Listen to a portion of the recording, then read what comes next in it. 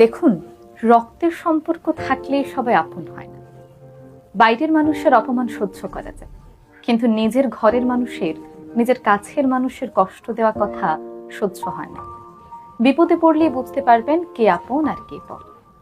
অনেক সময় দেখা যায় আপনি কঠিন বিপদে আছেন, আপনার রক্তের সম্পর্কের যে মানুষগুলো, যাদেরকে আত্মার আত্মীয় বলেন, সেই মানুষরা কেউ আপনার পাশে এসে দাঁড়ায়।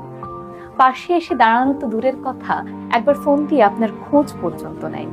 যেখানে চাইলে তারা আপনার সমস্যাটির সমাধান করে দিতে পারত, সেখানে তারা সবাই মিলে আপনাকে অ্যাভয়েড করে গিয়েছে।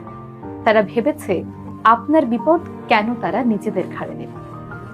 এমন অবস্থায় এমন অনেক মানুষ আছে যারা আপনার রক্তের সম্পর্কের কেউ না, আত্মীয় না, দূরের কেউ, হয়তো বন্ধু কিংবা কয়েকদিনের পরিচয়। সেই মানুষগুলো ছুটে এসে হঠাৎ করেই আপনাকে সাহায্য করেছে। মনে হলো যেন সৃষ্টিকর্তাই এই মানুষগুলোকে আপনার জন্য পাঠিয়েছে। এই মানুষগুলো আপনার রক্তের সম্পর্কের না হলেও এরাই আপনার আত্মার আত্মীয়, প্রকৃত আত্মীয়। যদি আপনার জীবনে এমন কোনো মানুষ থাকে, তাকে কখনো অবহেলা করবেন না। আমরা অনেক সময় বিপদ কেটে যাওয়ার পর সে আবার নিজের যাদের আত্মীয় মনে করি, রক্তের সম্পর্কের, যারা বিপদের সময় আমাদের একা ফেলে চলে গিয়েছিল, তাদেরকে গুরুত্ব দেই, তাদেরকে সম্মান দিই, তাদেরকে সবচেয়ে উঁচুতে রাখি। কিন্তু বিপদের সময় যে মানুষগুলো আমাদের সাহায্য করেছিল, সেই মানুষগুলোকে বেমালুম ভুলে যাই। মনে করি তারা তো আমাদের রক্তের সম্পর্কের কেউ নয়।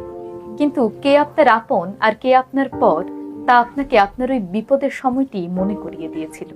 তাই এই সময় থেকে শিক্ষা নিন, যারা আপনাকে সাহায্য করেছে তাদের কখনো অবহেলা করবেন না। তাদের বিপদে আপনিও ঝাঁপিয়ে পড়ুন।